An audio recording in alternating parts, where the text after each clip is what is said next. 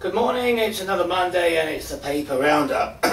Well, first of all, generally, we have various general news stories and fun ones as well, like Mo Farah shows off his two twin golden girls, pictures in most of the papers today.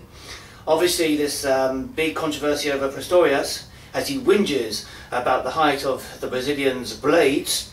But it's interesting to note that he actually took less strides to come second as the Brazilian. Doesn't suggest he had a wider stride or any advantage at all in terms of the Brazilian, so maybe his argument fails. And finally, Archbishop Tutu says Blair and Bush should be tried for war crimes. I have a lot of sympathy, but maybe that claim should have been said about 10 years ago. Moving on to the more serious matters, economics and business.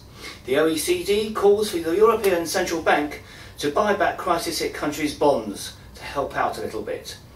Meanwhile, manufacturers are facing tough conditions, the toughest conditions for 3 years. That's according to The Independent. Moving on to our special property and business sectors. On the property front, big news all over the papers today that Cameron and Osborne wants developers to build on the Green Belt. They would like to introduce fast-tracking planning laws to enable the Green Belt to wither on the vine, as it were.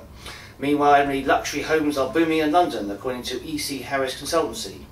And also, student housing investment has only doubled in the first half of this year, says Unite.